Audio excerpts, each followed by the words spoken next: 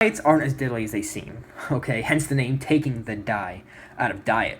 Diets are the way to completely change your life. They're magnificent. You choose what happens to come next, where you're going in your life, and what's to come. Say you feel like you weigh too much and you want to get down, you want to get skinnier, or you think you're too skinny, you want to gain weight and maybe build on some muscle, you want to pack up, those arms and stuff and those triceps. But it's all dependent on how hard you try. This it doesn't come particularly super easily, all right? Now, I know try is a scary word, only because of what comes after it, and that's effort.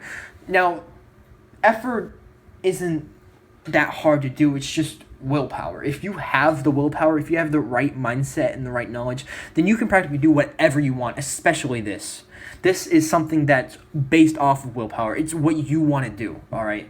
And the best thing about this is this whole situation, this whole what I'm about to describe to you can seem quite effortless once you get into it, once you get the flow and you get the numbers going, because it'll just feel like human nature to you, all right? And I'll show you a way to exactly do this. Now the thing is, it's called counting your calories. This is a really simple thing to do, and I'll break it down in a very simple way, okay? The average amount of calories for the normal person is around 2,000, but as we've talked about before, everything changes depending on the person. Some have 2,000, some have 1,800, and some have 2,200. It's all in a range, and it depends on your gender, your height, and your body figure, stuff like that. And it's just been proven that men can eat more calories without gaining weight than women can. It's all on body figure and stuff like that, all right? So what you need to know is that your body processes and uses on average 2,000 calories. So when you're sleeping, your body uses all of them up and through the day, and you begin to build your muscle and stuff, and you preserve and all the things like that keep you going throughout through life. All right, so if you have 2,000 and then you sleep and your body processes 2,000, then it's complete. It's at a clean slate. It's zero. You stay at a consistent weight, yeah, eat 2,000. If you want to lose weight, then eat less than 2,000 calories a day. A good number is 1,500 to 1,800. But then again, it's very different people. If you're just starting into dieting, then 1,800 is a good way to start, because you're new to this. Your body might need time to adapt to having less calories than normal, okay?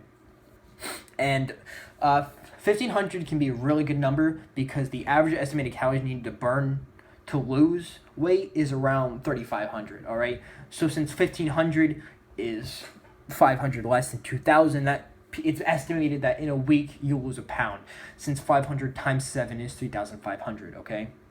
So yeah, if you want to lose weight, then eat less than your average amount, and then it'll eventually come up over time, and then you finally lose weight. If you like to gain weight, then simply eat over 2,000 calories. If you're in the gym a lot and you're doing weight training, around 2,600 is a good number, depending on how far you want to go. Or if you're very serious about it, maybe even 3,000.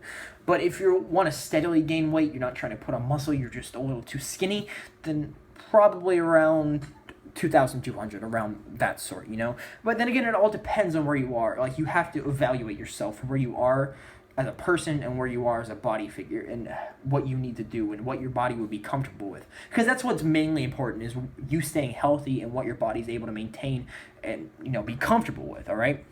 Now, the only loophole to this is that you can eat practically whatever you want as long as it falls in your calorie range. If you eat chocolate bars all day and it falls underneath your 2,000 calories or exactly at or above, then you're going to end up losing weight, staying at the same, or gaining, all right? There's no way around it. That's just how calories work. But this may not be the smartest way. It will get the job done, but the amount of carbs that you're eating compared to fat and protein will just be non-existent. Because as we talked before, there's many consequences that will come if you have too much or too little. And we don't want that to happen. You want to stay healthy. So there is a more serious version of this, which is more health conscious, where you count the amount of macronutrients you intake. And this is obviously better for you. It's just more effort that you have to put in, which is something you need through all of this, and something you need in life, which is effort, all right? Now, this is called if it fits your macros, all right? So say you have 50% carbs and 30% protein, 20% fat, and you match this amount of the calories you eat. So if it's 2,000, you divide by the number, or you multiply by 0.5 to get to the average amount of carbs per calories that you need to intake, all right? Now, this will help you watch what you eat better, make sure you get your macro needs, so you're not just eating chocolate bars all day, and you're not getting those consequences that come from eating too much carbs, or from eating too much meat, or just drinking too much milk.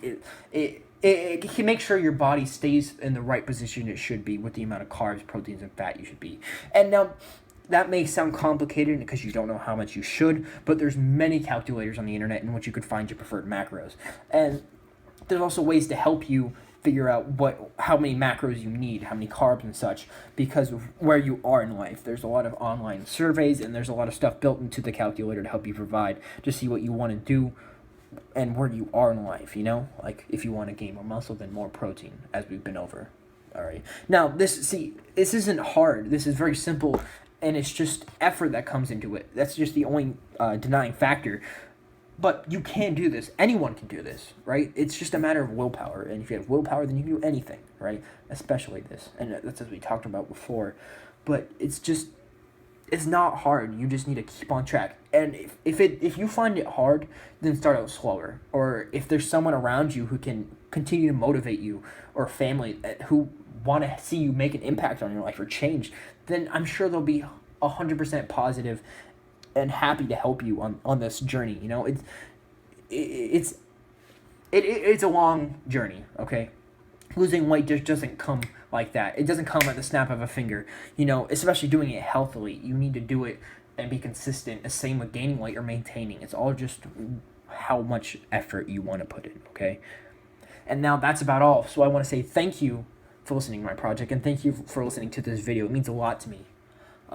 Best of luck with how you guys want to affect your weight or what you guys want to do with your body. You know, you can do it. It's just, like I said, it's all willpower, and you all can do it. Trust me. All right. See ya.